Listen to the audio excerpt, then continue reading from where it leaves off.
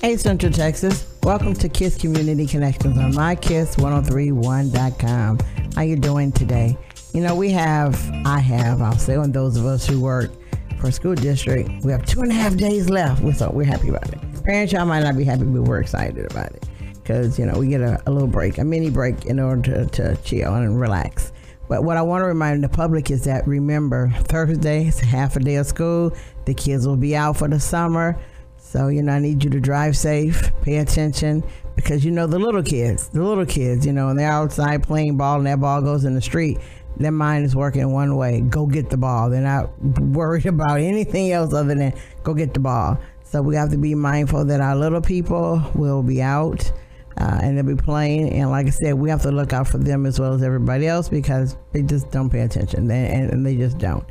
You know, and our youth are out there. So if there's any youth programs out there, I would recommend that you put them on Facebook. Let me know what they are. Get them out there, because during the summertime, you know, people accuse our youth of, you know, doing this and doing that and all these things that are negative. But when there's a lot of programs in our cities that we don't know about and that our kids don't know about, and the parents don't know about, therefore they're not there. So let's put out the programs that we have. Let's put them out to the public, to let our kids know that there's other things they can do, other events that they can channel their energy into, and something they can do to be creative. They need to know that. They need to know that we're, you know, out there with them, doing what they do, and posting them into a more positive situation. You know, last week I interviewed a guy named he was O.G. Williams. And previously, I interviewed a lady named Tisha Allen. And they're bringing a conference here called No More Violence. And it's for kids. It's actually for children. It's going to be on the 20th and 21st of July. I'll let you know more about it as the time gets closer. But it's a free event for children. They're going to have workshops for boys and girls, naturally.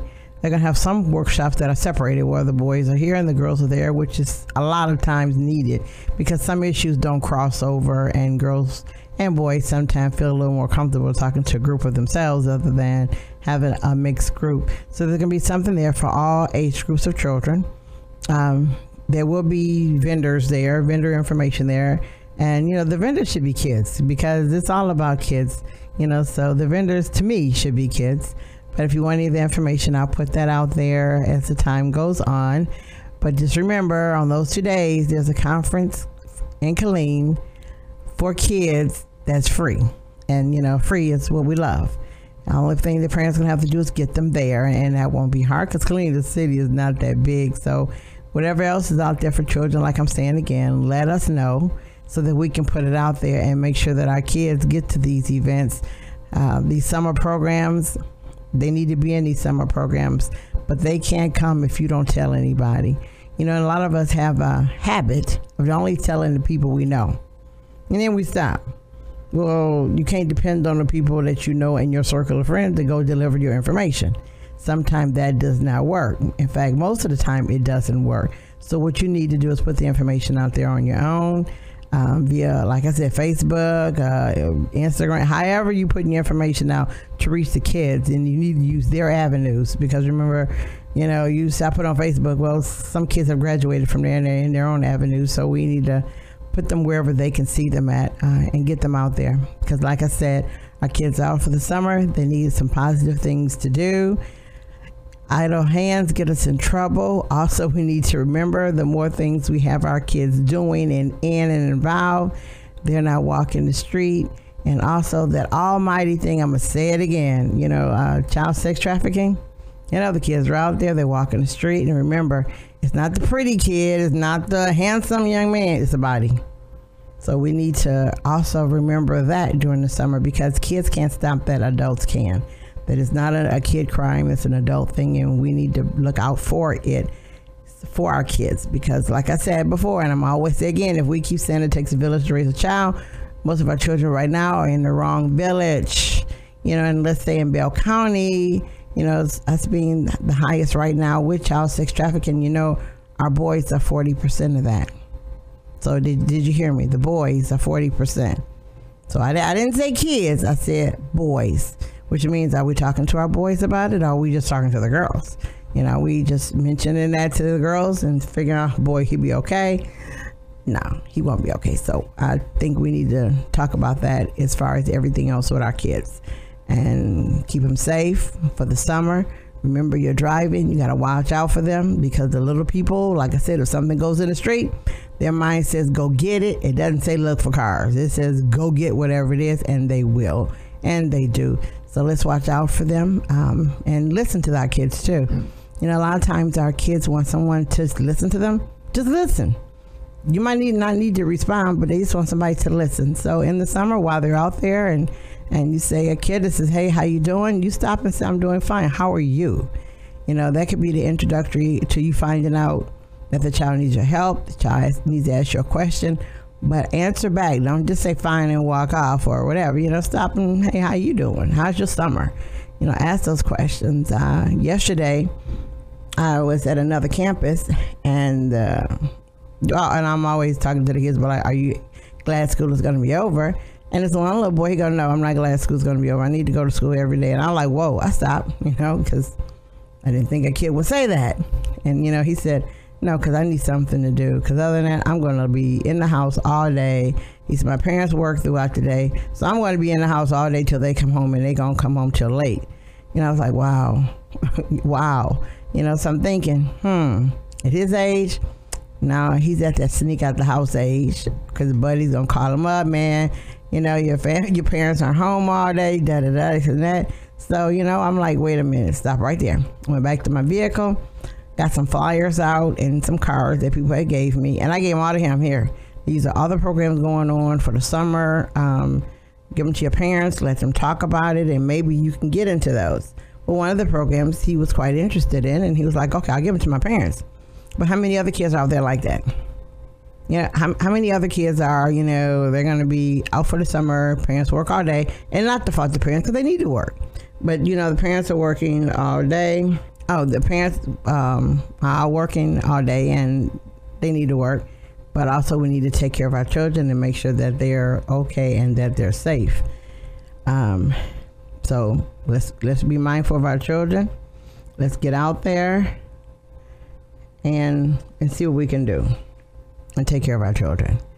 You know, last week, if you were looking at the paper and you listened to the news, you heard about all these massage parlors being raided, and the activities going in there were a little more than just a massage going on. And, you know, we had talked about human trafficking. Remember, human trafficking is both. Human trafficking is sex trafficking and labor trafficking. You put them all together as human trafficking. And we learned about these massage parlors in Cove and Killeen and Round Rock and Temple and Georgetown. You know, all of a sudden, bam, you know, these raids were happening. And how many of you realized or even thought about the fact that that's human trafficking, which is sex and labor trafficking? You know, so just think you're going into a massage parlor and you're getting a massage, and you can, one, get a massage plus, but also the person who's giving you that massage, they're human trafficked, you know, which means they're locked up in the evening. You pay them their money, they give it to somebody else, but they're locked up in the evening. They're not allowed to go out and, you know, spend their little paycheck and have some fun. They're locked up away so they can go and come back the next day and do their work, because they are labor trafficked. So, you know, a lot of people that I know, who went to one of the massage parlors on Elms Road and was totally shocked to read the article to find out that that's where this person went to get their massages, to even find out that that's what was going on. And the person was saying that they weren't even paying attention to all that going on in there. They didn't even know about it. All they knew was, you know, it was a good place to get a massage, and the price wasn't that bad, and they liked the service. And then they later realized that the service they were getting was from somebody that was most likely trafficked. So, you know, that's not like a good feeling, because we don't want to be a part of something like that. Yeah, so anyway, be careful of that. Be very mindful of that. be very mindful of that. And, you know, when we talk about the trafficking and when we do all of that and visit these places and the later we read about them, we need to remember that that's happening. You know, a lot of us, since we didn't see it, we didn't hear it, we didn't smell it and all that, we're assuming that it didn't happen. And here it was right here in our own cities.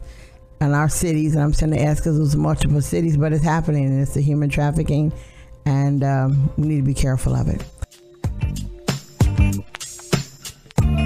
We're still talking about the trafficking and the fact that, like I said, this week in Copper's Cove, in Killeen, Temple, Harker Heights, Georgetown, and Round Rock, they raided some massage parlors, and in those massage parlors there were males and females working. And I want to remind you, you know, that like I just said before we went to break, that's still trafficking. And for those of you who didn't think it was here, it is here. You know, so we need to, you know, shake your head, wake up, and realize that it's here. Whether you want to close your eyes and pretend it doesn't exist because you just want it to go away, it doesn't go away that way. And I also want you to, once again, remember that in Bell County, 40% of the kids that are sex trafficked are boys. You know, we've been so focused on girls, we forgot the boys. We just forgot about them. And I'm not going to say everybody did, but we kind of forgot about them. So we need to remember them. But, you know, on election day for the city of Killeen, I'm a judge for the city elections. And that day, a friend of mine, and I'm going to just bust her name out because it's okay. She loves me. I love her too. But Kawanda, she came over to where I was voting, and she brought a lady with her. A lady named is Jessica Gonzalez.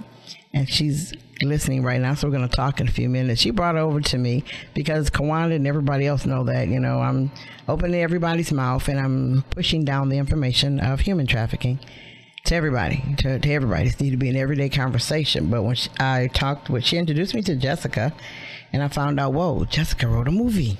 I'm like, a movie. And, you know, I was really excited about that because that's another way to tell the story. And it was great. And the name of her film is Red, A Descent into Darkness. And Jessica's on the line right now. We're going to talk to her. Good morning, Jessica. How you doing? Good morning, Ms. Phyllis. I'm doing well, thank you. I'm doing good. So what made you even think about doing a movie on trafficking? I'll be happy to answer that, Ms. Phyllis. So give me just a moment to just tell you personally, thank you so much for continuing this conversation. This is what it's really going to take for us to continue to raise awareness across not only the state of Texas, but across the United States about this issue. So thank you so much for having me here. Yes. So really what sparked the interest was something, my child actually, we were watching the news and statistics came across the news screen and they were talking about human trafficking and it was really a very dramatic number, and she was like, as far as the people that were enslaved and the fact that human slavery was going on, currently. Right. She was so shocked, and she's 13 years old, and she was like, how in the heck is this happening? What's going on? And so I knew a little bit about human trafficking. I was, generally familiar with, what I heard on TV and things like that. But she asked, how is it happening? How is it able to go on? And I couldn't really answer that question for her. So just being naturally curious, I started doing my own research. I started looking into the statistics and watching documentaries, and my goodness, Ms. Phyllis, when I opened that can, there was no turning back. Like, I was so disappointed. I was so upset. I was feeling this range of emotions that I honestly couldn't believe the gravity of how big this umbrella of human trafficking really was and how widespread it was. And the fact that people have been fighting this for so long. Ultimately, when I realized that our state of Texas was in the top 3. Yes. I then became outraged. I love my state, and I feel like, with us and our diversity and our being a leader and corporate development and just a lot of things that we have going on positively in our state. This is just one more thing that I felt was a negative one that we just could not continue to stand for. So that's what sparked asking the question and trying to find an answer for my child, Ms. Phyllis, as well. Got me going and ultimately led me to my story over a year ago. And, like you just said, I did about 3 years ago, I did a funeral for domestic violence. And I did a real funeral, the whole thing. Because my thought process in it is, I don't like doing walks, because to me a walk means nothing to me. But if I do a funeral, I can remember it, and so will you. So when I was diving deep into domestic violence, somehow or another I crossed the path with trafficking. And I was trying to figure out, okay, how did I get over here? So I just naturally kept reading and reading. And, luckily no one was in my house to hear me have a tantrum. Because I just simply went off, on the fact that in Texas is a $2.2 billion business on our children. And I, like you, I began to read and read more, and the more I read, the madder I got. Because I'm like, okay, I'm the action person. I'm the do it. I'll, like I said, I'm not gonna walk, but I'll create something that means something to me and other people, other than just, I'm like, okay, now I got to do something, and first I'm like, okay, first of all, we got to get the information out to people and to make them understand that it's not just on television.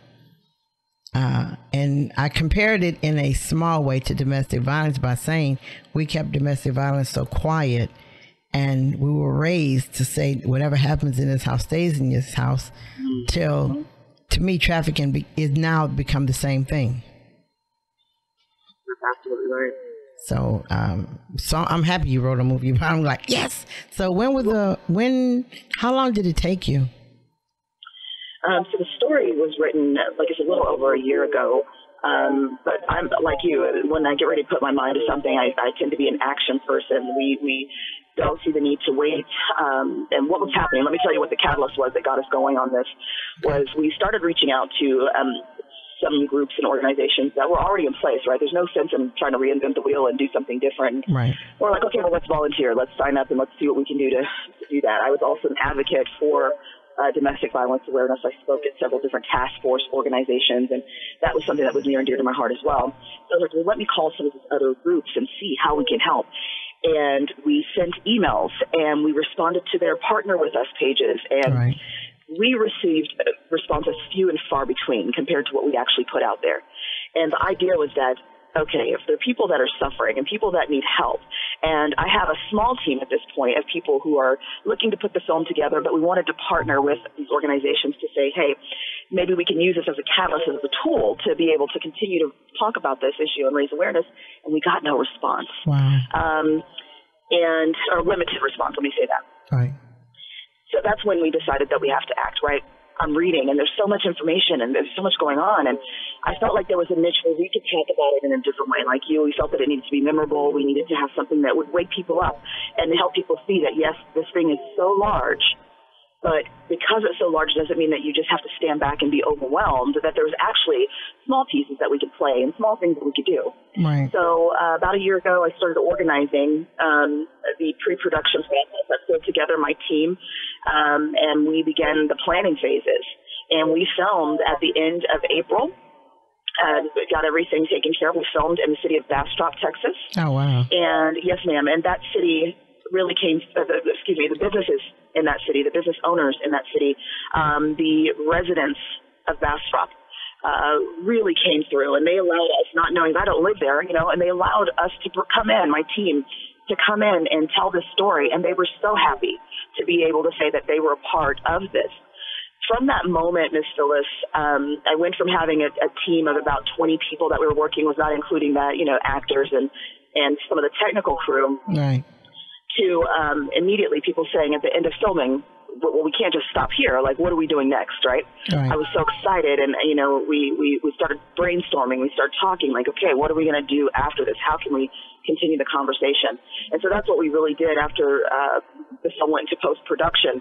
We started reaching out to organizations that we knew were actually making moves, and I was connected to Kawanda, and ultimately she connected me to both you and to Ms. Shirley there in the area. Right. And from that point forward, I knew that we really had some good partners in our task to raise awareness across the state of Texas.